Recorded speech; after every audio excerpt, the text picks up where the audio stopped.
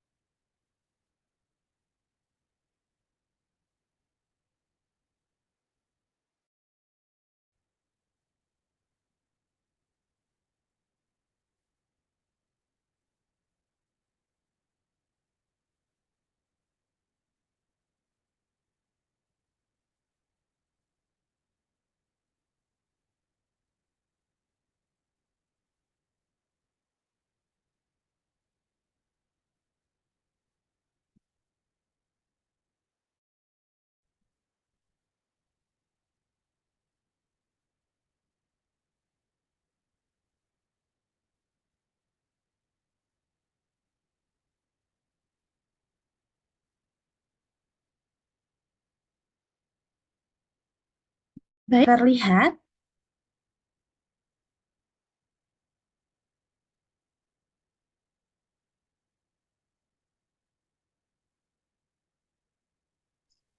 Izin Ibu, masih loading Ibu di layarnya Ibu. Ya. Oke, sebentar. Sambil menunggu, mungkin ibu-ibu semuanya bisa sambil mempersiapkan buku catatan ataupun minum ya, biar tidak tegang nanti. Oke, ini masih belum terlihat. Sudah Ibu, sudah terlihat Ibu. Oke, baik.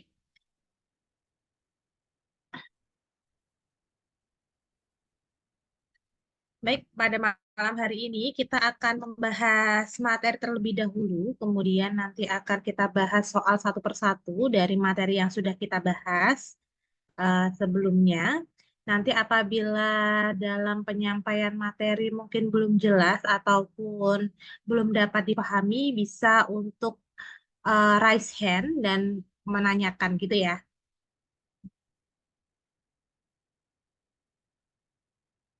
Suara saya terdengar jelas ya, Mbak ya? Dengar Terdengar jelas Ibu. Oke, baik kita bahas yang materi yang pertama di asuhan kebidanan masa nifas pada ujian kompetensi biasanya yang sering muncul adalah mengenai adaptasi psikologi ibu postpartum.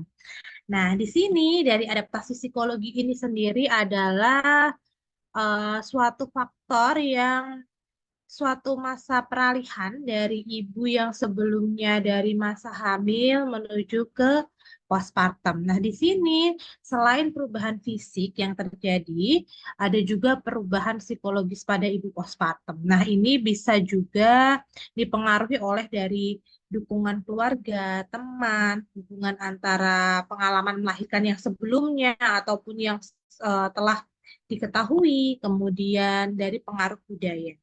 Nah, yang sering muncul nanti ketika di ujian kompetensi adalah mengenai fase-fase atau tahapan periode masa nifas ya. Jadi ibu-ibu paling tidak harus tahu apa sih periode masa nifas yang terjadi pada ibu postpartum ya. Yang pertama ada yang namanya fase taking in. Ini pasti ibu-ibu masih ingat ya. Kalau yang profesi ataupun yang D3 pasti materi ini sudah didapatkan sebelumnya ya. Kita refresh kembali. Materi ini akan sering muncul ketika kita menghadapi ujian kompetensi. Ya, yang pertama fase taking in. Fase taking in ini terjadi pada hari pertama sampai dengan hari kedua setelah melahirkan. Nah, di sini biasanya kalau pada soal pasti ibu akan fokus pada dirinya sendiri, cenderung pasif terhadap lingkungan, kemudian ibu masih merasakan mules, nyeri pada jahitan, kurang tidur, kelelahan, kurang istirahat. Nah, biasanya gangguan psikologis pada fase ini itu ibu akan merasakan kekecewaan pada bayinya, ketidaknyamanan sebagai akibat perubahan fisik yang sedang dialami, rasa bersalah karena belum dapat menyusui bayinya, kemudian kritikan suami ataupun keluarga tentang perawatan bayinya. Oke, kita sampai di sini dulu. Fase taking in. Jadi nanti ketika ibu-ibu mendapatkan soal yang di sana ada data fokus bahwa mengatakan ada seorang ibu yang fokus pada dirinya sendiri atau mungkin dia masih mengingat-ingat kejadian pada saat persalinan, kemudian ibu merasa takut dalam merawat bayinya, itu biasanya ibu sedang berada di fase taking in. Selain data fokus pada hasil anamnesa, kita juga bisa tahu dari kapan berlangsungnya. Ya, jadi kalau fase taking in itu ada pada hari pertama sampai dengan hari yang kedua setelah melahirkan. Jadi apabila nanti ditemui soal seorang ibu P1A0 2 hari postpartum, artinya adalah hari kedua. Nah, kemudian ibu mengatakan merasa takut dalam merawat bayinya, ataupun ibu merasa fokus terhadap dirinya dan masih mengingat-ingat ketika masa persalinan. Berarti ibu sedang pada tahap fase taking in. Ya, taking in terjadi pada hari pertama dan hari kedua. Oke, lanjut. Di adaptasi psikologi yang kedua, yaitu terjadi pada hari ketiga sampai dengan hari ke-10, yang ditandai ibu masih merasa khawatir, tetapi sudah memiliki rasa tanggung jawab terhadap bayinya. Ini dinamakan fase taking hold. Jadi, ketika mendapatkan suatu soal atau suatu kasus, didapatkan seorang ibu setelah melahirkan ataupun postpartum pada hari rentan hari ketiga sampai dengan hari ke-10, itu biasanya terjadi fase taking hold. Nah, yang ketiga ada yang namanya fase letting go. Ini ada fase penerimaan. Artinya ini terjadi pada setelah hari ke-10. Ini namanya adalah fase letting go. Jadi ketika seorang ibu atau seorang perempuan datang pada hari ke-11 setelah melahirkan, ya, ibu sudah dapat merawat bayinya, sudah dapat menerima dirinya sendiri, dan ibu juga sudah dapat menyesuaikan diri. Nah, ibu dalam tahap periode apa, Mas Hanifas? Maka dia masuk ke dalam fase letting go. Ya, jadi saya ulangi sekali lagi bahwa adaptasi psikologi ibu postpartum ada 3. Yang pertama ada fase taking in yang terjadi pada hari pertama sampai dengan hari kedua. Kemudian fase taking hold yang terjadi pada hari ketiga sampai dengan hari ke-10. Dan fase letting go yang terjadi setelah hari ke-10. Oke, sampai sini dulu ada yang ingin ditanyakan ataupun masih ada yang belum jelas? Atau kita lanjut? Lanjut, Bu. Oke, kita lanjut ya. Selanjutnya, itu tadi adalah adaptasi psikologis. Kemudian ada juga gangguan psikologis ibu postpartum. Nah, gangguan psikologis ibu postpartum ini itu ada yang namanya pertama adalah postpartum blues. Postpartum blues ini terjadi apabila ibu mengalami biasanya terjadi pada antara hari ke-5 sampai dengan hari ke-14 ibu merasakan kesepian, cemas, bingung, gelisah, letih, tidak dapat tidur, nah, merasa marah, murung, cemas. Nah, ini biasanya terjadi ibu mengalami yang namanya postpartum blues. Jadi kalau nanti ketika ada suatu kasus, suatu soal ya, nanti kita akan bahas contoh soalnya. Ketika ada seorang perempuan dengan keluhan, ibu merasa marah, ibu murung, cemas, kurang konsentrasi, mudah menangis, nafsu makannya menurun, sulit tidur, ini berarti ibu mengalami postpartum blues. Nah, ada lagi gangguan psikologis yang lain yang namanya depresi postpartum. Berarti ini tingkatannya lebih tinggi lagi, ya. Jadi lebih tinggi lagi ini karena ibu ini ada ide untuk bunuh diri. Jadi mempunyai pikiran untuk bunuh diri. Ini berarti sudah masuk ke depresi postpartum. Jadi kalau ada kasus sampai dengan ibunya hanya mengalami kesedihan, murung, itu mengalami yang namanya postpartum blues. Kalau sudah ada ide untuk bunuh diri, berarti itu sudah masuk ke depresi postpartum. Kata kuncinya nanti ada di situ. Ya. Oke, selanjutnya ada yang namanya postpartum psikosis. Nah, jadi tingkatannya lebih tinggi lagi. Nah, di sini ibunya itu mengalami yang namanya sudah mengancam jiwa ibu dan juga bayinya. Sudah tidak hanya ide saja, tetapi sudah mengancam keselamatan ibu dan juga bayinya. Ini artinya dia sudah mengalami yang namanya postpartum psikosis. Ya, jadi gangguan psikologis itu ada 3. Yang pertama postpartum blues, tandanya adalah ibu merasa marah, kecewa, sedih, murung, tidak nafsu makan. Sedangkan kalau untuk depresi postpartum, ibunya sudah mempunyai ide atau pikiran untuk bunuh diri, sedangkan postpartum psikosis di sini ibunya sudah mengancam keselamatan jiwa ibu maupun bayinya. Gitu. Oke, kita lanjut ke materi involusi uteri. Jadi nanti juga saya akan berikan contoh untuk materi tentang involusi uteri. Ya, di sini involusi uteri sendiri adalah pengembalian ukuran rahim ke bentuk semula atau ke ukuran normal. Jadi kondisi sebelum hamil. Jadi pengembalian rahim itulah yang dinamakan sebagai involusi uteri. Nah, involusi uteri ini bisa dilihat dari yang namanya 1 ada tinggi fundus uteri, yang kedua adalah lokea. Nah, ini juga nanti ketika ujian kompetensi sering sekali muncul, ya, harus paling tidak hafal tentang tinggi fundus uteri maupun lokea. Nah, untuk tinggi fundus uteri ini sendiri, ketika bayi lahir, nah ya, di sini TFU-nya adalah setinggi pusat. Beratnya kurang lebih 1000 gram, kemudian plasenta lahir 2 jari di bawah pusat, hari ke-7 pertengahan pusat dan simfisis, hari ke-14 sampai dengan 6 minggu sudah tidak teraba dan 6 minggu sudah kembali ke normal. Jadi harus bisa dihafal bahwa bayi lahir itu adalah setinggi pusat, kemudian plasenta lahir 2 jari di bawah pusat, hari ke-7 atau selama 1 minggu itu ada di pertengahan pusat dan simfisis, 14 hari sampai dengan 6 minggu sudah tidak teraba dan 6 minggu sudah normal atau berat utara sudah kembali lagi ke 30 gram. Gitu ya.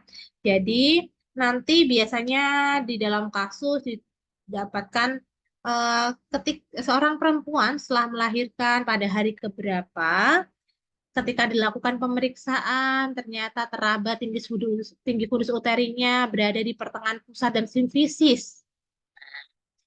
Pada hari keberapa? Biasanya pertanyaan seperti itu. Oh, berarti pada hari ke-7. Oke, selain TFU ada juga yang namanya lokea. Lokea di sini dia mengalami perubahan warna karena proses involusi uterus. Nah, lokea itu ada 4. Yang pertama, lokea rubra. Terjadi pada hari pertama sampai dengan hari ketiga. Warnanya adalah merah kehitaman. Ya, di sini terdiri dari sel desi-2, vernis caseosa, rambut lanugo, sisa meconium, dan juga sisa darah. Jadi kalau misalkan ada pertanyaan, eh, ibu postpartum hari kedua mengeluarkan lokea berwarna merah kehitaman. Apa nama lokea pada kasus tersebut? Berarti lokea rubra.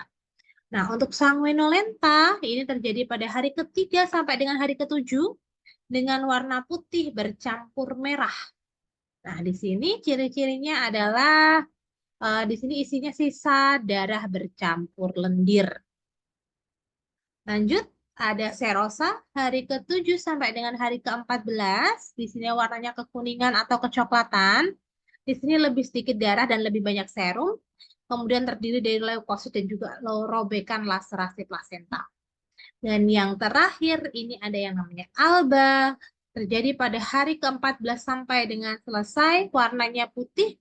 Di sini mengandung leukosit, selaput lendir, serviks, dan serabut jaringan yang mati.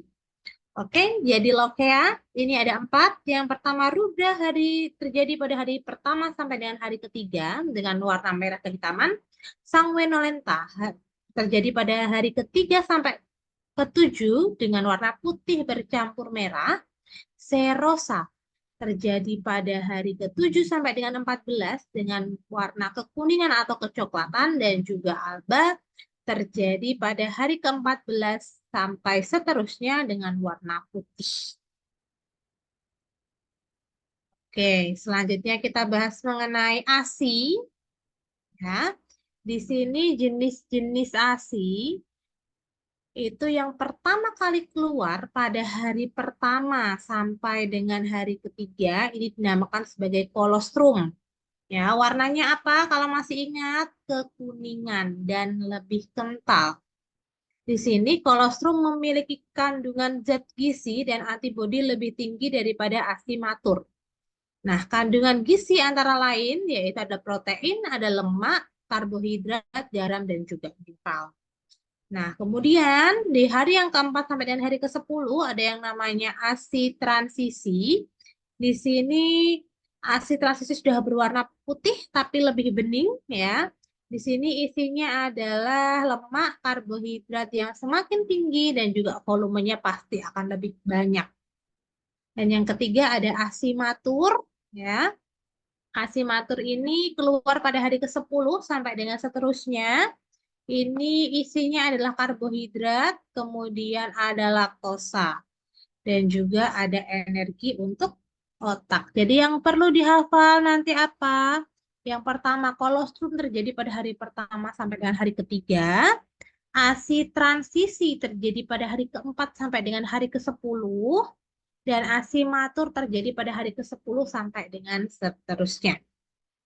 Nah, masalah menyusui yang sering muncul dalam kasus ujian kompetensi, yang pertama kita harus mengetahui nanti perbedaan antara bendungan ASI, mastitis, dan juga abses payudara.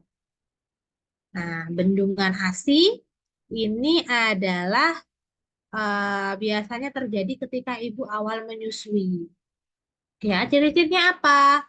Payudaranya terasa panas, keras, besar, kadang terasa nyeri. Kemudian badan terasa meriang, sedikit demam, bahkan bisa menyebabkan lemas, dan ini tidak membutuhkan antibiotik. Dan bisa ditangani dengan cara mengosongkan payudara. Nah, jadi kalau bendungan ASI di sini hanya ditandai dengan payudaranya terasa panas, keras, besar, dan kadang nyeri. Ya, itu cirinya. Sedangkan mastitis di sini ditandai dengan payudaranya bengkak, kemudian terasa nyeri saat ditekan, panas, gatal, dan merah. Kemudian suhu tubuh meningkat, terjadi di salah satu payudara atau bahkan dua-duanya, teraba benjolan di sekitar payudara, dan ini harus dokter yang menangani. Jadi kalau ujian kompetensi, itu karena kita bidan berarti harus yang wewenangnya bidan. Kalau mastitis sudah nanti mengarah ke dokter ya. Jadi bedanya apa sih Bu antara bendungan ASI dan mastitis, biar kita tahu, kita hafal, kita memilih nanti kasus menemui ini menjawab bendungan ASI atau mastitis. Kalau mastitis pasti ada tandanya yaitu merah ya, karena mastitis berarti peradangan, jadi ada kemerahan ataupun kadang adanya benjolan.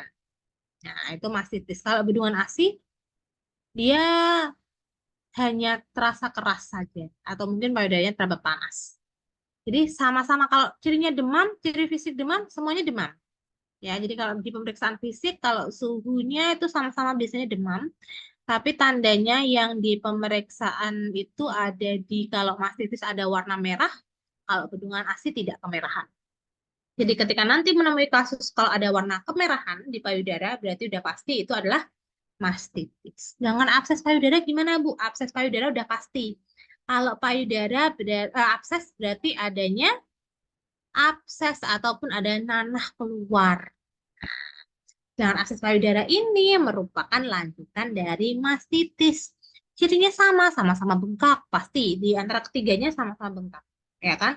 Nyeri juga sama, cuma kalau yang di bendungan kadang nyeri, ya. Panas sama-sama panas. Ya, jadi yang membedakan apa? Kalau bendungan itu dia kadang nyeri, kadang tidak, sama-sama keras. Kalau mastitis ada kemerahan, kalau abses mengeluarkan nanah. Bedanya ada di situ. Sini ya bedanya.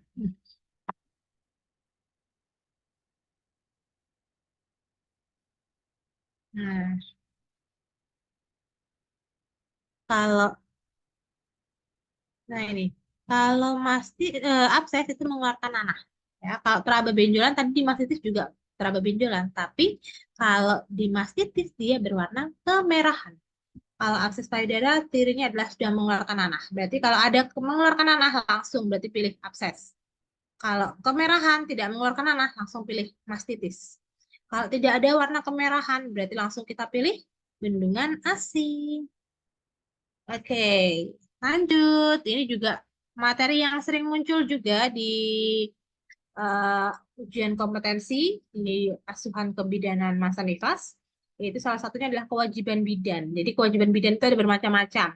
Yang pertama, kewajiban bidan terhadap klien dan juga masyarakat.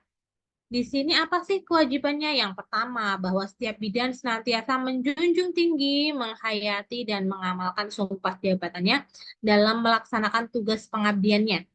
Yang kedua, menjalankan tugas profesinya, menjunjung tinggi harkat dan martabat kemanusiaan yang utuh, dan memelihara citra bidan.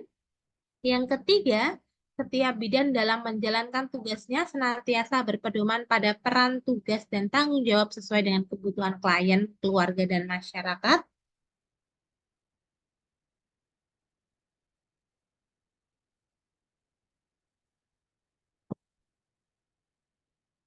Kemudian em, menjalankan tugasnya mendahului kepentingan klien, menghormati hak klien, dan menghormati nilai-nilai yang berlaku di masyarakat. Yang kelima, setiap bidan dalam menjalankan tugasnya senantiasa mendahulukan kepentingan klien, keluarga, dan masyarakat dengan identitas yang sama sesuai dengan kebutuhan berdasarkan kemampuannya. Yang keenam, bidan senantiasa menciptakan suasana yang serasi dalam hubungan pelaksanaan tugasnya dengan mendorong partisipasi masyarakat untuk meningkatkan derajat kesehatan secara optimal. Oke. Baik, biar untuk mempercepat waktu ini ya, kita bahas langsung soal-soalnya saja. Biar tidak bosan juga, nanti kita sambil review, refresh di pembahasan. Oke. Oke, yang pertama, tadi kita sudah bahas mengenai adaptasi psikososial ya. Oke, jadi bisa dibaca, ibu-ibu semuanya, kita coba menjawab bersama-sama ya. Apabila kita menjumpai soal seperti ini, ya, kira-kira apa jawabannya? Nanti baru kita bahas. Apa? Ini Bu. Taking in. Taking in. Oke. Kenapa kok taking in? Karena di hari Karena kedua akhirnya terus ibu mengeluarkan postpartum hari kedua. hari kedua. Betul. Terus lokeannya berwarna merah. Oke. Sudah? Dan hasil anamnesanya keperluan ibu dan bayi dibantu oleh mertuanya. Oke. Jadi seperti tadi yang sudah saya jelaskan, yang pertama apabila kita menjumpai kasus ketika nanti ujian kompetensi, kita baca dulu yang namanya lead in-nya atau pertanyaannya. Pertanyaannya. Apakah adaptasi psikososial yang dialami ibu pada kasus tersebut? Berarti kita harus tahu, oh adaptasi. Kalau adaptasi berarti ada tiga, taking in, Taking apa lagi? taking hold, taking Ya, Taking hold, letting taking go. letting go. Oke, ada taking in. taking hold, hold, letting go. Hold. Taking on tidak Letting ada, go. ya Bu. Letting hold itu juga tidak ada, ya kan? taking Berarti in, kan antara taking hold, A, C, dan juga E, ya kan? Kemudian kita lihat, oh 2 hari. 2 hari berarti taking in. taking Taking in. in. Langsung gitu aja, Bu. Jadi nggak usah dibaca semuanya. Ya, Bu. Nggak usah dibaca semuanya. Kita udah harus tahu, oh 2 hari. Kalau 2 hari berarti langsung taking in. Taking in. Oke. Tadi taking hold hari keberapa, Ibu?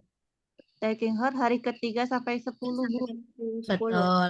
Letting go Letting go 10 ke atas. 10. ke atas, 10 ke Bu. atas. Oke, betul semua ibu-ibu. Ya, jadi kita fase taking in karena hari kedua sampai dengan tadi hari kedua. Oke, lanjut. Kalau menemui kasus seperti ini, kira-kira jawabannya apa ibu-ibu?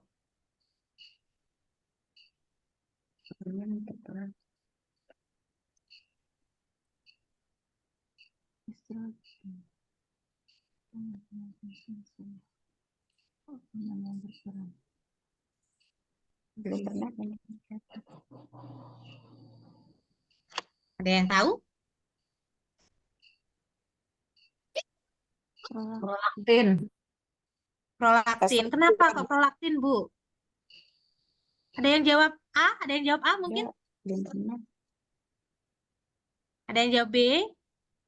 Karena cemas. Ada yang jawab C tadi?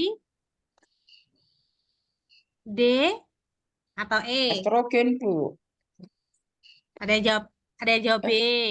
Ada yang Belum jawab apa pernah. lagi nih? Estrogen ya, Bu. Kayak estrogen, Bu. Oke, Bu Kayati estrogen. Ada yang lain?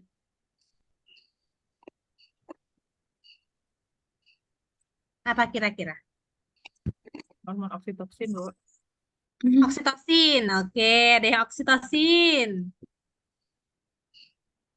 Ada yang lain? Estrogen, Bu. Estrogen. Tadi udah ada estrogen. Oke, berarti ada yang memilih antara estrogen sama oksitosin. Ada yang milih A nggak kira-kira? Kalau A, tiroid. Tiroid ini Tidak, dia Bu. tidak. Gimana, Ibu? Tidak ada, tidak tidak ada ada. penjelasan tentang tiroid Betul. hasilnya juga. Jadi kalau tiroid ini tidak mempengaruhi pada masa nifas. Ya. Nah, kalau estrogen dan progesteron ya, ini ada pengaruhnya. Jadi estrogen, prolaktin, oksitosin, progesteron ini sama-sama mempengaruhi pada masa nifas. Jadi jawabannya antara B, C, D, dan E. Kalau oksitosin, oksitosin ini menyebabkan apa, Ibu? Kontraksi uterus sama Betul. pengeluaran Kontraksi ASI. uterus, Bu. Betul. Sama pengeluaran Kontraksi ASI. uterus dan pengeluaran ASI. Ya. Kemudian, kalau dalam kasus ini kira-kira ada pengaruhnya enggak, Bu? Dia tidak menstruasi. Enggak ya? Tidak ada hubungannya ya oksitosin ya? Karena oksitosin di sini untuk pengeluaran ASI dan juga untuk kontraksi uterus, untuk mencegah perdarahan. Kalau estrogen ini menyebabkan apa? Cemas, Bu. Kalau estrogen dan Pematangan folikel degrada. pematangan folikel Bisa menstruasi. menyebabkan menstruasi. Untuk iya. Karena Nah, berarti pematangan kemungkinan bisa iya nggak, bisa Bu? terjadi apa itu tuh? Ovumnya matang itu loh. Menyebabkan ovumnya matang. Padahal pada kasus Iya. ibunya tidak Ini mengalami belum menstruasi. menstruasi. Betul. Iya. Nah, kalau prolaktin menyebabkan apa, Bu? ASI. ASI kenapa? ASI. Kelenjar ASI-nya payudaranya meningkat sehingga mengeluarkan ASI. Memproduksi ASI.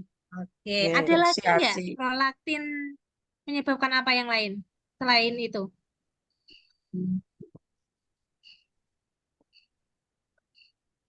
penurunan kadar estrogen dan progesteron. Kalau penurunan kadar estrogen dan progesteron menyebabkan apa, Bu?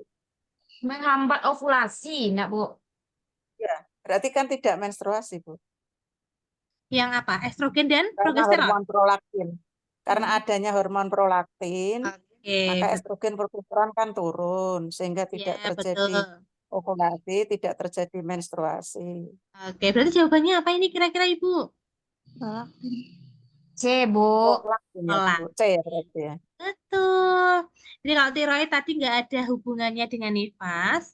Kalau estrogen dan progesteron ini kalau mengalami penurunan ketika masa nifas, bisa menyebabkan yang namanya salah satunya adalah perubahan mood atau suasana hati. Nah, ini juga nanti ada kaitannya sama gangguan psikologis tadi. Jadi, ada suatu penelitian yang mengatakan bahwa ketika penurunan estrogen dan progesteron ini bisa menyebabkan yang namanya baby blues. Ya, jadi karena perubahan mood. Nah, kalau oksitosin ini menyebabkan pengeluaran ASI dan juga kontraksi.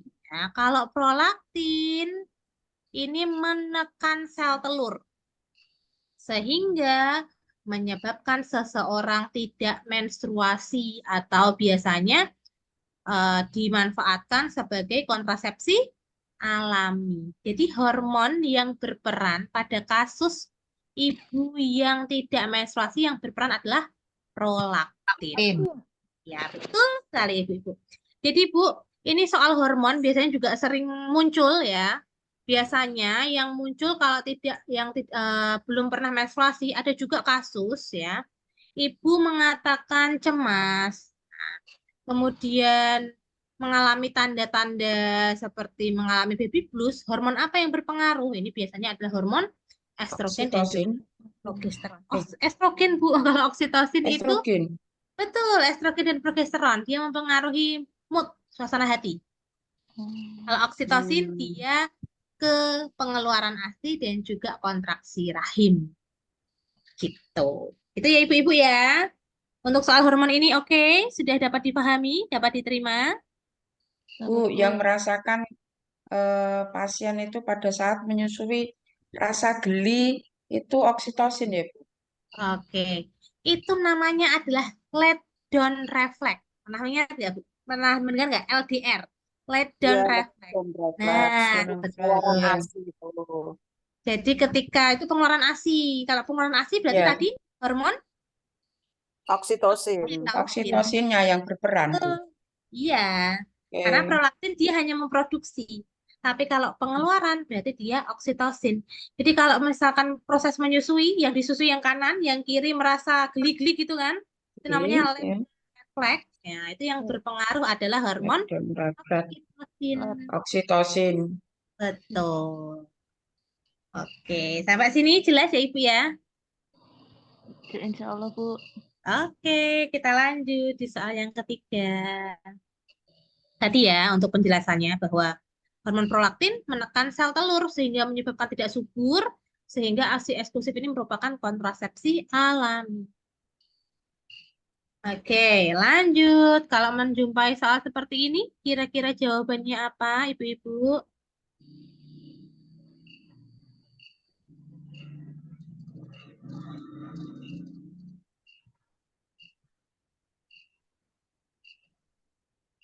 A. Kenapa A? Karena sudah 6 minggu, Bu. Karena sudah 6 minggu postpartum, Bu.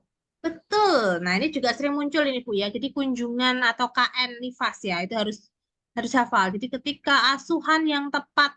Nah, asuhan yang tepat pada postpartum 6 minggu ini adalah memberikan konseling KB. KB.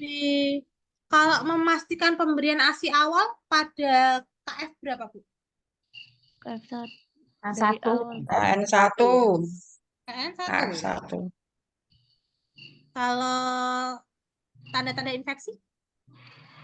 2. KF2. Infeksi. Tanda-tanda KF2. 3. sama. KF1 itu mencegah Sama. perdarahan, nauteri, memastikan ASI Betul. awal. Infeksi KF2, Bu. KF2. Oke, KF1 tadi apa Bu? KF1. Mencegah ASI, perdarahan, karatonia uteri. perdarahan, Perdarahan. Kemudian Mencegah perdarahan. menjaga bayinya tetap Jaga bayi. hangat, ya kan? tetap Seperti itu. hangat, Kemudian apa lagi? Pemberian ASI awal, Memastikan involusi uterus. involusi, tadi kan perdarahan ya Bu ya. Iya. KF1 tuh pada kapan Bu pelaksanaannya? 6 jam postpartum sampai dengan hari berapa ya? hari ketiga, 8. hari ketiga, Hari keberapa? hari ketiga, Bu. Hari Hari ketiga, ke ketiga, Bu. Hari kedua, Bu. Sampai Dua. 8. Hari kedua. tiga. Hari kedua. Hari Betul. sampai Jadi 48 6 jam jam, sampai Ibu. dengan hari kedua itu KF1. 6 sampai 48 jam. 48 jam Gimana ya, Ibu? 48 jam. 6 sampai Betul. 48 jam KN1. Itu KF1. Nah, itu biasanya kita involusi, perdarahan, menjaga kehangatan, pemberian ASI awal. Nah, kalau KF2 KN2 4 hari. 3 sampai 7 hari, Bu. 3 Hari ketiga sampai hari ke-7. Yang kita lihat apa aja? Benar ada tidak tanda Tanda-tanda infeksi. infeksi. Tanda-tanda infeksi, Evolusi betul. terus berjalan lancar. Betul. Kemudian ASI. Pemberian Tetap ASI. pemberian ASI ya, untuk menyusui lah, menyusui. Ya. Kemudian Ya, teknik menyusui. perawatan bayi sehari-hari. Tali pusat dan lain-lain. Oke. Kalau KF3, KN3 hari ke-8 sampai hari ke-14, Bu. yakin hari ke-14 Ibu? Ke-8, 8 ke-8. sampai 8. Hari ke-28 Iya. ya. Hampir sama dengan KF2. Betul. Tapi KF2 dan sudah KF3 konseling itu KB. sama, tapi ada Konseling apa? KB. Konseling KB Konseling itu KB. KF berapa? KF4. KF4. Tapi KF3 Jadi sudah dimulai. Enggak. boleh, tapi nanti daripada kita bingung kalau nanti ini kok KB ini mau di KF3 apa KF4 ya. Nah, ini kita masuknya ada di ke-4. Jadi KF2 dan KF3 ini asuhan yang diberikan hampir sama. Nah, nanti di KF4 pada hari ke-29 sampai dengan 42 baru kita fokus ke KB. Gitu ya, Bu ya. Oke, kita lanjut. Nah, ini ya tadi ada KF1, KF2, KF3, dan juga KF4. KF1 6 jam sampai dengan 2 hari. KF2 3 sampai 7 hari postpartum. KF3 8 hari sampai 28 hari postpartum. Dan KF4 ada di 29 sampai 42 hari postpartum. Jadi konseling KB secara dini ada di KF4, ada di 6 minggu. Jadi kalau ada kasus seperti ini, kok ada langsung kita fokus asuhan yang tepat. Oh, asuhan, oke. Dia 6 minggu. Udah, pasti KB. Nggak usah lihat yang lain-lain, nanti waktunya habis. Gitu ya, Bu ya. Ya, Bu. Oke, lanjut. Nah, kalau menjumpai kasus seperti ini, tadi sudah dibahas nih materinya. Kira-kira jawabannya apa?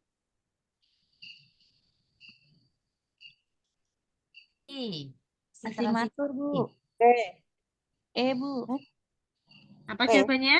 ASI transisi. ASI transisi, Transisi atau matur? C. ASI transisi, 7 hari. Oke, ASI transisi. Kenapa kok ASI transisi, Bu? Karena masih 4 7 sampai hari. 10 hari. Itu 7 ASI hari. master setelah 10 hari, Bun. Ya, ibunya hari ke-7 ya. Jadi kita langsung lihat jenis. Oh, oke, jenis ASI. Data fokusnya di 7 hari pasca melahirkan. Jadi kita langsung ke transisi. Kalau kolostrum hari ke berapa, Bu? Hari ke-1 sampai Hari ke-3. pertama sampai 1 sampai ketiga. 1 sampai Hari 1 sampai 3, Bu, dari kelahiran Ya. bayi. Transisi Transisi 4 sampai 10 hari. 4 sampai 4 sampai 10. 10. Kemudian matur hari 10 10. 10 ke seterusnya. atas. Atas. yang seterusnya. Oke, kita lanjut. Kalau menjumpai kasus seperti ini, kira-kira jawabannya apa? Kalau bengkak Dengan hanya ASI. bendungan Bendungan ASI, ASI. bengkak. Kalau radang payudara apa Bu ini? Mastitis. Merah, ada merah. Betul. Radang payudara dan mastitis adalah sama. Tandanya yaitu Merah, merah. Ada warna kemerahan, berarti kita mengarahnya ke mastitis. mastitis. Radang Jangan payudara. lebih dari biasanya Kalau lebih hanya, dari 10 hari. kalau hanya payudara bengkak saja, nah ini berarti Keras, dan kalau abses payudara tandanya apa Bu? nanah, merah, Ada sunai, keluar Oke. nanah. Keluar nanah ya. Jadi kalau di sini ada kasus kita baca diagnosis. Oke, diagnosanya apa? Kita lihat. Ini masih aman. Hasil anamnesanya ibu demam. Oke, semuanya demam.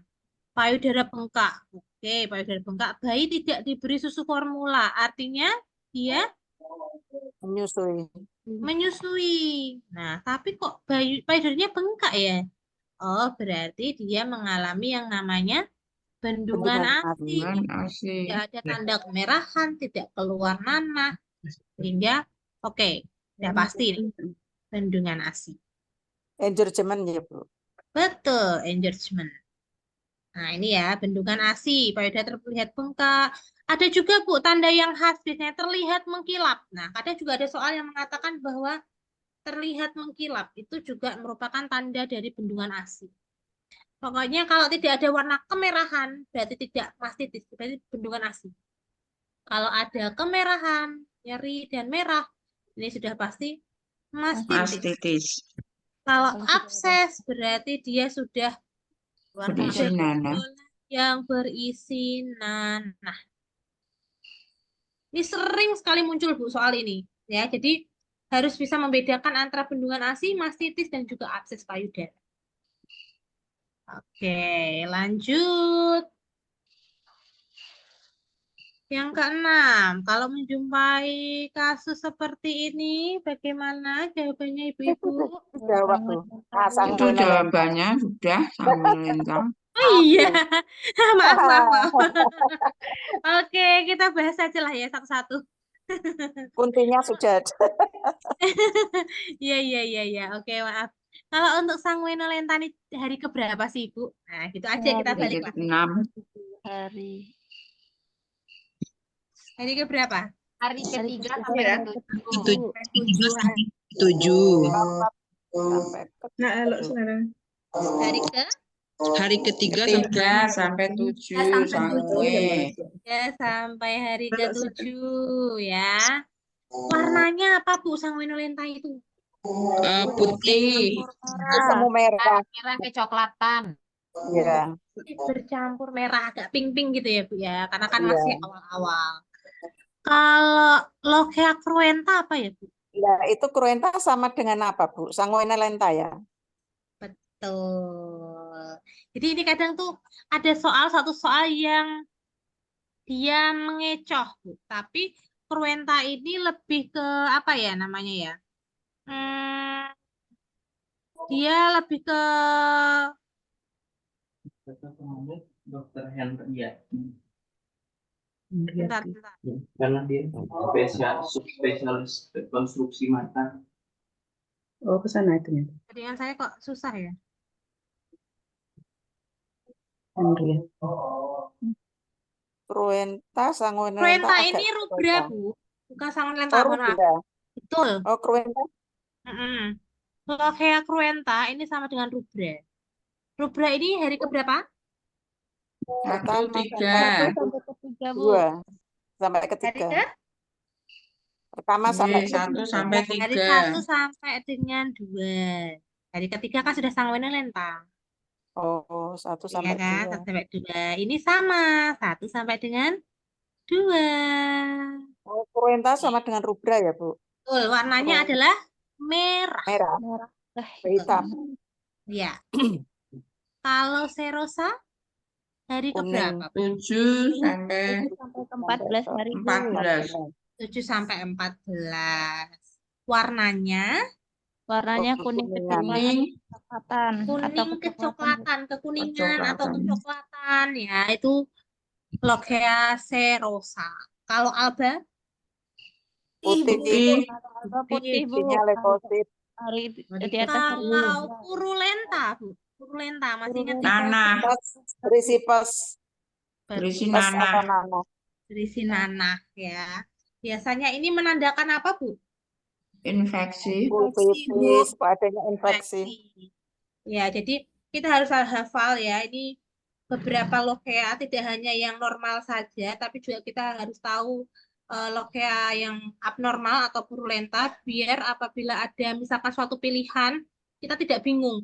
Karena kan yang namanya soal kan nggak mungkin kita munculnya itu terus ya, Bu ya. Jadi mungkin bisa saat ini lochia sanguinolenta, nanti yang keluar adalah serosa. Mungkin tidak ada rubra, tapi keluarnya adalah cruenta. Jadi kita ingat, cruenta dan rubra itu sama. Warnanya merah, terjadi pada hari pertama sampai dengan hari kedua. Kemudian lanjutannya adalah Lochia sanguinolenta, Lochia serosa, dan terakhir adalah Lochia alba. Oke, sampai sini sudah hafal ibu-ibu semuanya? Belum. Belum. Masih lupa-lupa gitu loh, Bu. Ya. Apa besok pas ujian lupa. makanya besok nak ini lupa Yang ya, paling Bu. ingat itu hanya rubra, Bu. Paling ingat rubra. paling ingat rubra. Nah, rubra ini nama lainnya adalah cruenta. Takutnya nanti di jawaban kok nggak ada rubra ya, Bu ya. Ini tuh harusnya Iya. jawabannya rubra. Ini salah berarti ini Rubra, soalnya. Takutnya gitu ya, Bu ya. Soalnya salah ini. Ternyata oh ada cruenta kayak gitu. Nah, jadi harus hafal. Makanya apa ya, materi nifas ini itu dia menyumbang kurang lebih sekitar 40 soal Bu. Dalam Banyak ya, Bu. ya sekitar 40 soalan lah, 45. Jadi yang banyak soalnya itu ada di askep kehamilan, persalinan, Dan nifas, nifas. kemudian ini bayi IBS. balita. Betul. Walaupun bayi balita proporsionalnya nggak setinggi askep hamil, nifas, dan persalinan. Nah, tapi askep nifas ini walaupun banyak, tapi untuk soalnya sebetulnya dalam satu materi itu mungkin akan muncul beberapa soal. Nah, jadi misalkan materi seperti ini mungkin dalam satu paket soal bisa muncul 1 ataupun 2. Yang penting kita harus tahu, oh, Lochia sanguinolenta apa, cruenta apa, serosa apa, rubra apa, alba apa. Bisa jadi yang muncul adalah nama-namanya, bisa jadi yang muncul harinya, bisa jadi warnanya. Jadi harus hafal. Ada berbagai macam. Pernah muncul isinya, Bun. Jadi kadang bingung. Isinya apa gitu ya. Ini ya. Iya, waktu itu loh. Tryout Ukomnas Tryout itu kok. kemarin Iya, ya. iya. Jadi Itu IP isinya tuh seorang ibu melahirkan keluar lochia yang berisi ini itu apa itu pada termasuk lupa. apa? Oke. Antara Ya, alba jadi dengan itu serosa kan serosa juga ada leukosit, alba juga ada leukosit. iya Kadang betul. gitu. Oke, berarti yang ini ya. Oh, Iya. belum ada ya punya saya ya. Nah, ini berarti Ada nanti tadi Bun tadi ada. tadi ada Tadi ya yang di materi materi kan. tadi nggih. Nggih, yang tadi Tadi bimbingan ada. lihat betul. Jadi nanti isinya apa, termasuk apa. Jadi mungkin dalam satu Nggih. kasus ini modelnya macam-macam. Ada yang mungkin namanya, ada yang harinya, ada yang isinya apa, ada juga warnanya. Jadi harus hafal semuanya, Bu. Ya. Materinya mungkin hanya, saya yakin lah ibu-ibu pasti sudah bisa menguasai, tahu lah materinya apa. Tapi paling enggak kita bisa untuk lebih detail lagi karena bisa jadi kita memprediksi soalnya seperti apa nanti ke depannya gitu ya. Oke, kita lanjut. Wah, ini ibu-ibunya ini pinter-pinter jadi cepat sekali ini. Psikosis. Ini tadi ya, berusaha membunuh bayi. membunuh bayinya. Berarti adalah postpartum psikosis. Kalau baby blues tadi tandanya apa, Bu? Kalau baby Sering tidak menangis, tidak Menangis, mau sedih, makan. kecewa, Menyendiri, murung, Bu. Baby tiba-tiba blues dengan menangis. postpartum blues ini sama, ya Bu. Tingkatannya masih yang paling bawah. Mungkin ibu tidak nafsu makan, ya kan? Ibu sering menangis, ibu khawatir, ibu sedih.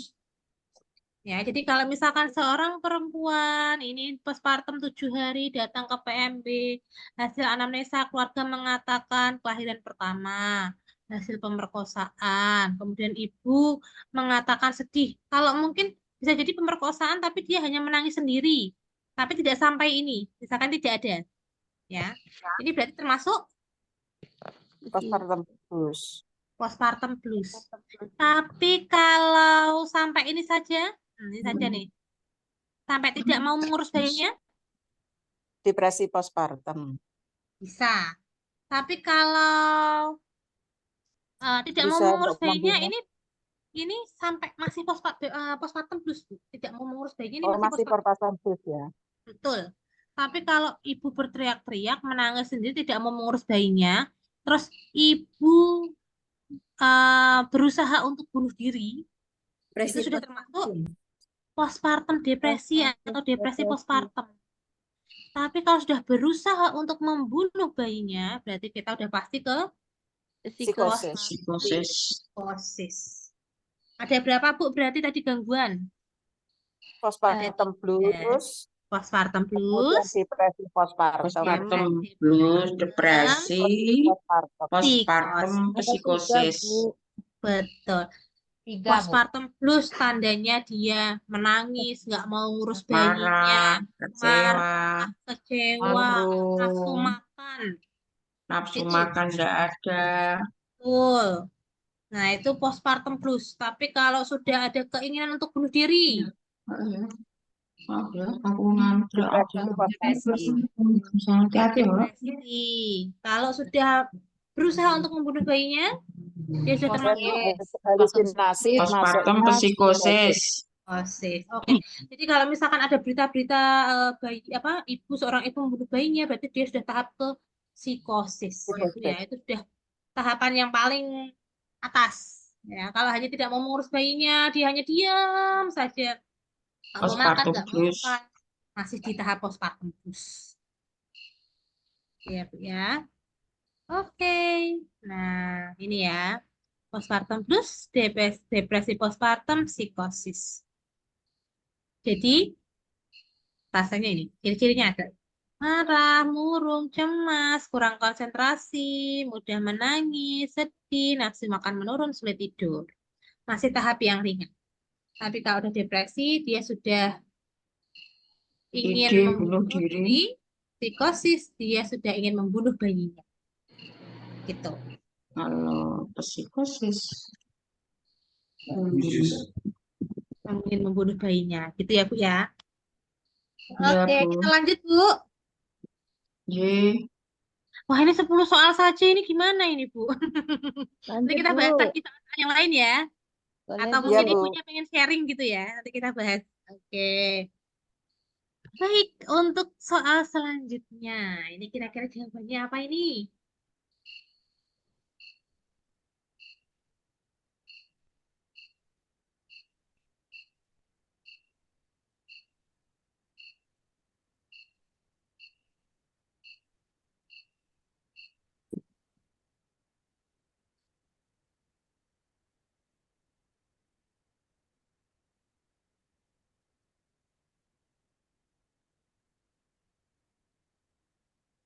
Aku. Peran dan tanggung jawab. Mendorong ibu untuk Apa menuju kira-kira, Ibu? Aku. Abu. Ah, B. kenapa kok jawabannya A? Peran dan tanggung jawab. tanggung jawab Mendorong. bidan. Peran dan tanggung jawab yang jawab bidan. Karena Ibunya tidak mau menyusu karena puting susu ibu besar dan ASI belum keluar. Nah, di Betul. sini tanggung jawab seorang bidan kita ya mendorong ibu untuk menyusui bayinya dengan meningkatkan rasa nyaman yang paling tepat. Meningkatkan rasa nyaman itu melalui apa itu? Rasa nyamannya dengan tanggung jawab bidan Mendampingi ibu, keluarga mendampingi ibu, membuat memotivasi. dukungan untuk ibu menyusui dan sebagainya. Membimbing ibu Dengan untuk cara mengajari Ibu untuk menyusui Menyusui yang yang benar. benar. teknik menyusui yang benar. Ini kan ibunya mengeluh tidak mau menyusui karena puting susu ibu besar dan ASI belum keluar karena ibu tidak tahu ya kan cara menyusui yang benar seperti apa kan seperti itu. Sehingga bidan Ya. mengajarkan dan mendampingi Halo, untuk menyusui yang Mas Iko benar. naik Nah, tanggung jawabnya apa? Berarti ibu merasa meningkatkan rasa nyaman. Kenapa kok nggak B, Bu? Jawabannya kenapa nggak B? Tidak tahu. Kenapa nggak C? karena keluhannya kan bayi tidak mau menyusu. Betul, karena keluhannya adalah bayinya tidak mau menyusu ya, karena ibunya tidak nyaman. Nah, jadi peran dan tanggung jawab bidan yang paling tepat adalah mendorong ibu untuk menyusuinya dengan meningkatkan rasa nyaman. Jadi ini, ya, bidan ini berperan penting dalam hal untuk kita memberikan kenyamanan. Ya, jadi bidan dituntut untuk mampu mendorong dan memotivasi sang ibu agar dapat memberikan ASI kepada anaknya yang baru lahir secara nyaman dan aman, sekaligus memberikan informasi kepada sang ibu mengenai fakta dan juga mitos yang sering muncul di kalangan masyarakat mengenai program ASI yang diberikan kepada anak. Sehingga jawabannya tadi adalah A, mendorong ibu untuk menyusui bayinya dengan meningkatkan rasa nyaman. Oke, lanjut. Nah, ini tadi juga udah dibahas nih. Kira-kira apa nih jawabannya? Ibu-ibu masih ingat enggak ini? Postpartum 2 hari. Jawabannya adalah A. 2 jari di bawah pusat. 2 jari. Apa 2 hari 2 jari? 2 jari Bawah Jari di bawah pusat. Bu. jawabannya adalah C. C. Kenapa kok C? Kalau A, kalau A itu hari postpartum 2 keberapa? hari, Bu. Hari Kalau ke-7. ke-7. Hari ke-7. Oke. Hari ke Kemudian kalau B, 3 jari di bawah pusat ada nggak? Nggak ada, Bu. Nggak ada. Nggak Ada ada. yang 2 pertengahan jari ke di bawah pusat pusat. tinggi 2 pusat jari itu di bawah sebelum pusat ada, plasenta Bu. lahir. Plasenta lahir. Sebelum plasenta lahir. Jadi bayi lahir terus tinggi pusat. Setelah plasenta lahir 2 jari bawah 2 jari di pusat. bawah pusat. Sampai Hari 2 hari. ke-7 pertengahan pusat dan simfisis. Hmm. Hari ke-14 sudah tidak teraba Hari dan ke-7. normal. Kalau 3 jari nggak ada. 2 jari. Plasenta lahir. Setinggi pusat Kalau bayi tinggi lahir. pusat itu bayi lahir. Plasenta Setinggi belum lahir. pusat itu adalah Bayi dari bayi lahir. lahir sampai dengan plasenta lahir. Gitu. 2 jari di bawah pusat dari plasenta lahir sampai dengan hari ke 2. Hari Dua. ke-6. Plasenta lahir itu ke-6. 2 jari bawah pusat. Ya. Pertengahan pusat dan simfisis. Hari Hari ke-7 ke-7. 7, hari ke-7. 7 sampai sampai 13 Hari ke-7 sampai 13. sampai hari ke-13. Iya, Bu. Jadi bayi lahir. Bayi lahir itu tinggi pusat, ya kan, Bu? Tinggi Bayi pusat. lahir sampai dengan plasenta belum lepas ya. Itu adalah tinggi pusat. Ya, itu tinggi pusat. Plasenta lahir sampai dengan hari ke-6 itu 2 jari di bawah 2 jari sampai hari bawah ke-6. pusat. Masa sampai hari 7 ke-6 hari. Sampai hari ke-6, Bu. Hari Sampai ke-6 tuh karena hari biasanya udah ke-7 Plasenta sudah lahir. pertengahan pusat simfisis. Kalau hari ke-7 kan pertengahan pusat simpisis. Pusat simpisis. Ya, Hari mesti ke-7 antara itu sampai dua jari betul belah hari pusat sampai ke-7 pertengahan sampai simpisis. 14 itu sudah tidak sudah di pertengahan pusat dan simfisis. Karena ini hari kedua, berarti kita ada di Dua jari bawah pusat. Dua jari di jari bawah bawah pusat. pusat. Itu jadi plasenta lahir memang 2 jari di bawah pusat, tapi dia memang masih ada perubahan. Nah, ada penurunan lagi, tapi dia sampai dengan hari ke-7, berarti kan ini 2 hari kan Bu, antara di plasenta lahir sampai dengan di pertengahan pusat simfisis kan?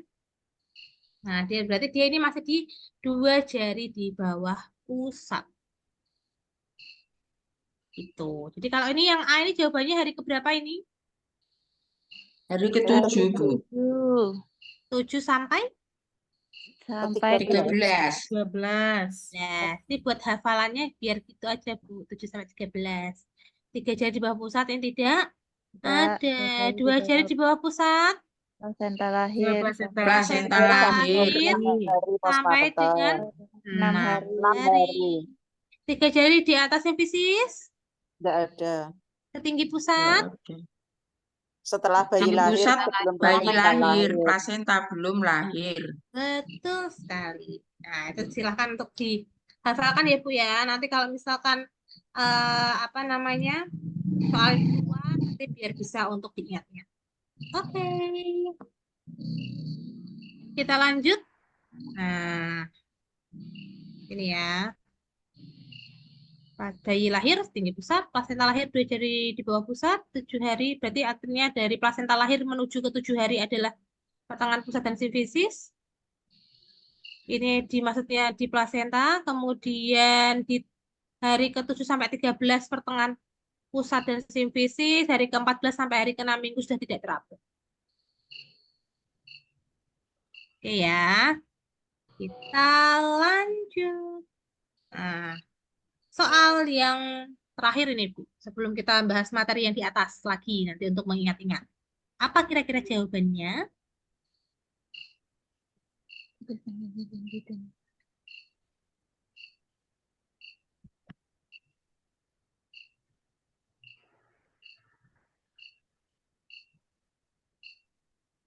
Kewajiban bidan terhadap tugasnya. B. B apa ini? Kewajiban bidan terhadap klien dan klien dan masyarakat. melahirkan bayi tersebut mengalami kondisi menyebabkan aspeksia dan batuk-batuk. Ini tugas B. dan kewajiban. Terhadap tugasnya.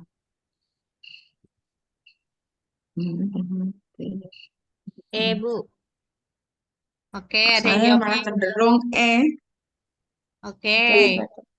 Ada yang jawab A? B. Enggak. B? Kalau enggak B ya E, Bu. Kalau enggak B, E. Oke, kita coba. Ya. Kenapa kok B, Bu Nini? Tadi kok jawabnya B? Ya, itu soalnya dia menjalankan tugas sebagai bidan, itu kan ditolong dukun ya, bayinya aspeksi. Tahu bayi lemah, susah bernafas, kejang, dan demam. Ya itu. Kalau Jalan kenapa? Kalau E, kenapa yang bikin E? Tadi kan antara B sama E ini bingung ini Bu. Nah, biasanya kalau soal etik ini memang apa Iya, ya? memang B Ada suatu dengan E itu membingungkan, Bu. Aku Dari juga dulu Iya B kan? dan E membingungkan. Betul, kalau soal Hampir etik sama biasanya gitu loh. hampir sama. Oke. Kenapa antara B dan E ini? Ditolong dukun menyebabkan kondisi. Dia ditolong dukun, ya Bu ya. Dia mengalami Ya, aspeksia batuk-batuk. aspeksi. Kita kalau menemukan soal ini kita fokus dulu ya kan. Kita adalah tugas dan kewajiban. Oke, tugas kewajiban bidan ada berapa Bu? 3. 3 apa saja? Profesi, tugas, Profesi, diri tugas, sendiri diri sendiri. terhadap masyarakat. Oh, tak pikir yang terhadap tugasnya toh itu ada 3. Ngantuk, Bu. Udah jam ngantuk ya Bu ya. Nah, sebenarnya kewajiban bidan ini ada banyak ya. Ada tugasnya, diri sendiri, profesi, ada klien dan Sejawat masyarakat, dan ada sejawat. Ini masyarakat, semuanya jawaban kewajiban bidan, bangsa Bu. dan negara. Ya, ada bangsa dan negara juga, betul. Nah, ini kan semua kan kewajiban bidan. Nah, tapi kita lebih pas lagi. Ini dia melahirkannya dengan bidan. Kemudian Dukun. bayinya ini, ya dukun, maaf. Ini saya ikut ngantuk ini, ketularan dengan dukun. Kemudian menyebabkan anaknya asfiksia dan batuk-batuk Asfiksia. ya. KU-nya udah nggak bagus, ya kan? Tapi bidan harus menjalankan kewajibannya yang komprehensif. Komprehensif artinya apa sih, Bu? Seluruh, Bu. Seluruh, Bu. Keseluruhan. Nah, berarti kata kuncinya itu ada di komprehensif. Kalau Bu. komprehensif, jawabannya adalah Bu. B. apa? Ada yang B, ada yang E loh, Tukaran, masih Bu. loh. Tukaran, Bu. Yang B berapa ini? Yang E berapa? Apa? Oke, biar lebih mantep jawabnya, kita lihat secara satu persatu, gitu ya Bu ya? Ya, Kalau Bu. kewajiban bidan secara sejawat itu apa, tugasnya apa, diri sendiri apa. Oke, kita bahas ke materinya.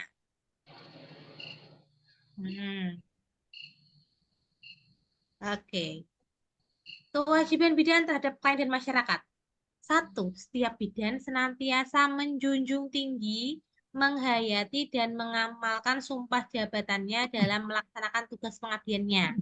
Yang kedua, menjalankan tugas profesinya, menjunjung tinggi harkat dan martabat kemanusiaan yang utuh. Yang ketiga, setiap bidan dalam menjalankan tugasnya senantiasa berpedoman pada peran tugas dan tanggung jawab sesuai dengan kebutuhan klien, keluarga, dan masyarakat. Yang keempat, menjalankan tugasnya mendahulukan kepentingan klien, menghormati hak klien, dan menghormati nilai-nilai yang berlaku di masyarakat.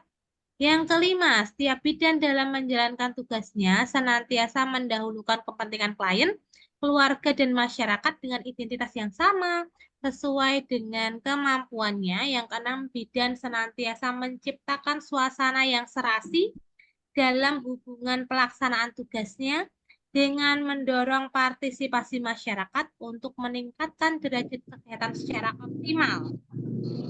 Gimana, Bu? Kira-kira masih mantep jawabannya?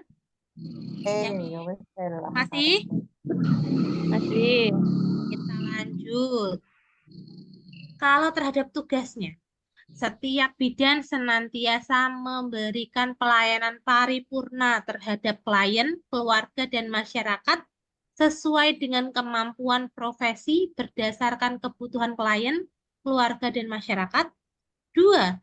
Berhak memberikan pertolongan dan mempunyai kewenangan dalam mengambil keputusan, mengadakan konsultasi dan atau rujukan.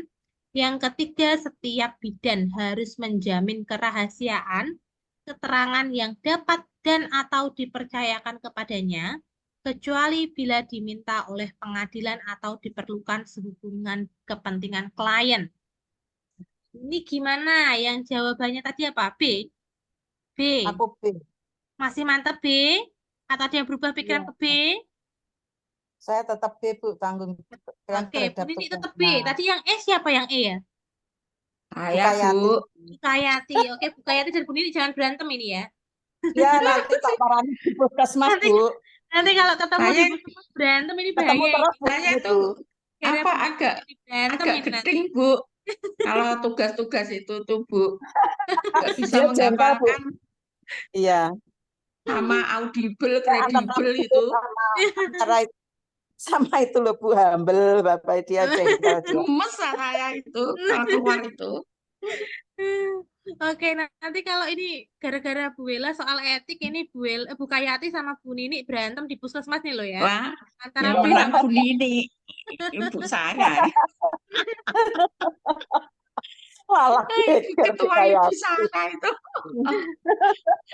Oke, kira-kira jawabannya apa ini Bu? Jawabannya apa ini? Ayo yang menang Bu Nini apa Bu Kayati ini? Nih, Terserah gue lah. monggo Bu. Oke. Ini kalau teman terhadap sejawat ini enggak ya, Bu ya? Udah pasti Tidak, enggak Bu, ya? tidak. Ya, Oke, sudah kelihatan. Ya, setiap udah bidang kelihatan. materi Terus mana ini kok nggak bisa di kerahasiaan tidak. profesinya? Kira-kira ada Tidak. nggak? Nanti tiba-tiba profesi jawabannya ini. Enggak? Tidak, Tidak, Bu. Bu. Diri sendiri tidak? Tidak. Oke, berarti Tidak, Bu. masih bingung antara B dan E ya. Ini jawabannya ya. Oke, Bu. Iya, Bu. Ada mungkin yang pendapat lain selain Bu Kayati dan Bu Nini ini. Bu siapa tadi? Bu Dewinta atau Bu siapa ya tadi ya? Bu Teti, ada jawaban nggak Bu? Bu Dewita?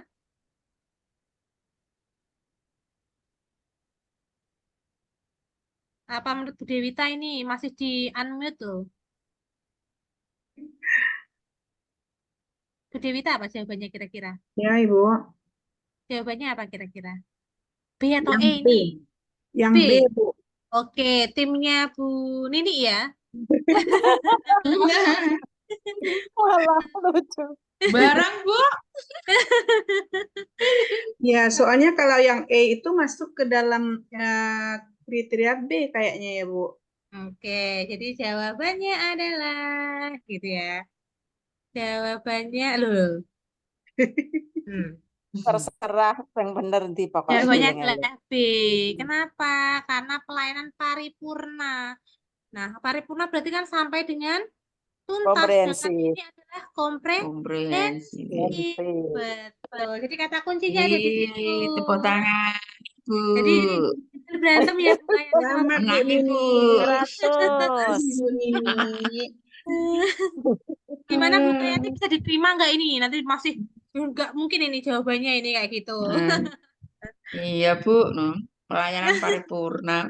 Iya, jadi kata kuncinya ada di situ. Kalau terhadap tugasnya karena komprehensif dan kewajibannya itu adalah memberikan pelayanan secara Paripurna. paripurna Paripurna. gitu.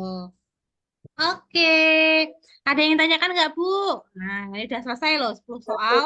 Bu. Ya ada. Loh, kok Terima udah kasih, masih sampai jam Bu. 9 loh Bu loh. Terima kasih. Nanti semakin ngantuk, Bu, malah deler. Masih panjang ini yang lainnya lah selain Bu Kayati sama Bu Nini. Ini ada yang ingin tanyakan nggak untuk materi yang Bu, kita? mau nanya, Ya, boleh, boleh. nanti kalau misalnya ada soal kayak semacam baby blues gitu, Bu, kita nanti gimana, Bu? ininya bedakannya kayak mana ya, Bu? Gimana mohon diulang? Kan kalau orang habis melahirkan kan ada yang postpartum blues, tahapannya Ya, postpartum blues, depresi, terus aha, psikosis ya, Bu ya. betul. Nah, terus itu kalau ada option baby blues kayak mana, Bu? Oke, ada baby blues, ada postpartum blues gitu ya Bu ya. Sama baby blues sama Nah, Betul, Bu. postpartum blues dan baby blues itu sama. Biasanya itu adalah Sama. suatu pengecoh saja. Jadi kalau misalkan pertanyaannya hanya seputar ibunya cemas, menangis, tidak nafsu makan, murung, itu minim sekali jawabannya ada baby blues dan postpartum blues. Ya, mungkin nanti ada pertanyaan yang lain karena mengarah jawabannya lebih ke postpartum blues kayak gitu. Nah, ini sebagai pengecoh sehingga ada yang namanya baby blues. Padahal sebenarnya baby blues dan postpartum blues itu Postpartum adalah blues sama, sama. betul. kayak sanguinolenta sama kayak Sama Ruweta. Ruwenta Betul, sama Krueta sama dengan Rubra. siapa Bu Ya, tadi Bu? Masih ingat nggak tadi? Rubra. Betul. dari Krueta Rubra sama sama Rubra. Ruwenta.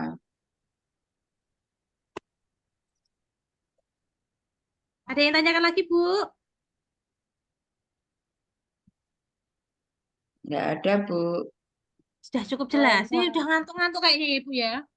Ya Bu, saya Bu, juga mau berarti tutup. diabaikan aja ya, Bu ya. Gimana? Berarti yang baby bluesnya nanti diabaikan aja ya kalau seandainya ada soal yang itu semua option itu ada gitu. Iya. Jadi kita kalau misalkan ada pengecoh-pengecoh kita abaikan aja. Yang penting intinya apa ya udah itu kayak gitu, Bu. Baik, Bu, Yang terima kasih. paling penting ketika kita menemui soal, kita jangan membaca secara keseluruhan penuh. Itu akan membuang-buang waktu sekali, Bu. Karena ibu-ibu nanti ketika ujian kompetensi, itu dalam satu soal maksimal paling lama adalah 1 menit. 1 menit. Belum berpikirnya, ya kan, Bu?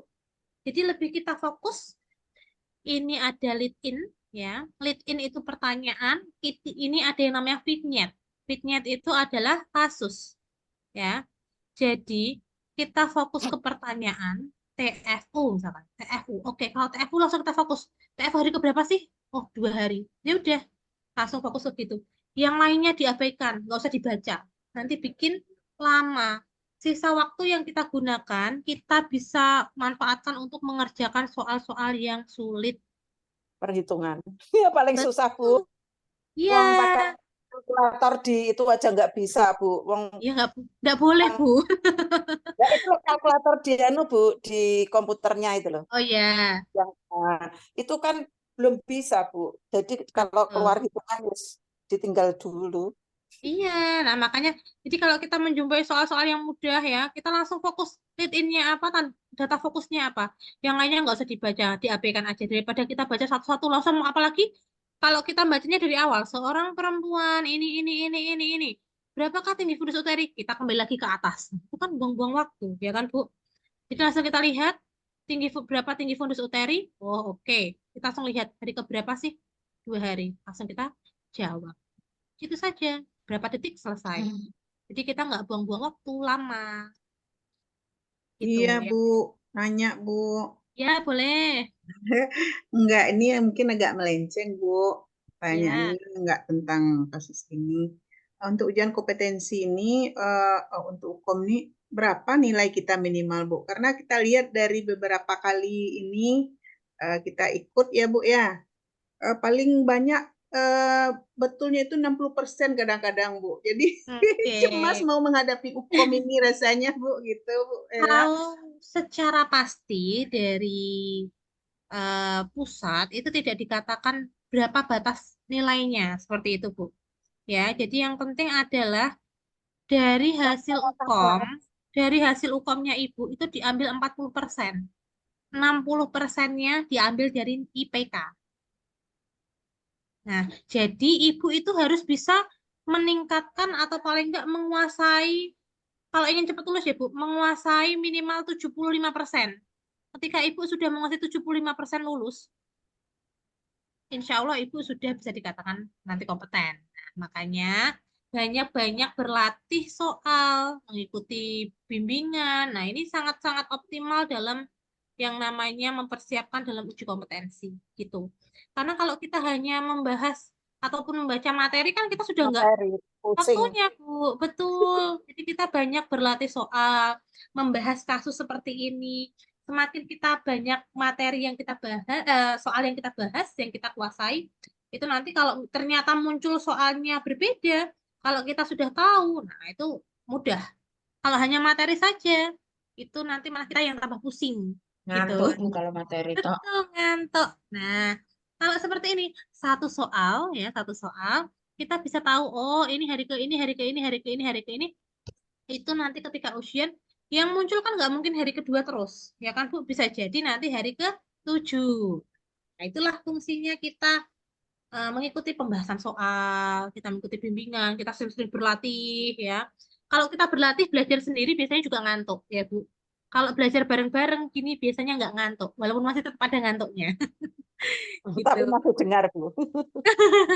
Walaupun Ngantuk ngantuknya tapi tetap Izin ya dengar. Bu, Lev. Oke, sudah ada yang ditanyakan Ibu? Ya Bu, izin Bu saya. Oke, sudah cukup? Cucunya tuh udah nangis, Bu, cucunya, Bu. Oh, cucunya sudah nangis, aduh. Oke, Mau biar nanti gantiin, Bu. daripada cucunya tambah Mau nangis ya Bu tutup ya. Bu. Oke, mau tutup kayak ini. Oke, baik. Karena tidak ada pertanyaan ya, sudah cukup untuk pertemuan hari ini. Terima kasih Ibu-ibu atas Terima antusiasnya yang kasih. begitu semangat ya Bu ya. Ini saya kembalikan ke moderator. Masih ada enggak ya moderatornya? Masih ya? Ada Ibu. Terima kasih dari saya. Assalamualaikum warahmatullahi wabarakatuh. Selamat malam semuanya. Baik, terima kasih Terima Ibu kasih. Yola Anggraini Kasih, Bu. atas pemaparannya. Terima kasih juga untuk ibu-ibu yang masih semangat untuk mengikuti bimbel hari ini. Mohon maaf jika banyak kendala yang dari awal ya ibu-ibu. Baik, kita cukupkan pertemuan hari ini ya ibu-ibu. Baik, sudah terima kasih sekali Ibu Wela Anggraini dan ibu-ibu sekalian. Selamat beristirahat ya ibu-ibu. Saya izin Ya, mau end ya Ibu. Semangat selalu ibu-ibu. Selamat malam ibu-ibu. Terima Selamat kasih, malam. Bu. Terima Selamat kasih, Ibu. Sampai ketemu malam. lagi di bimbingan selanjutnya. ya, Assalamualaikum. Izin Ya. saya end ya ibu-ibu.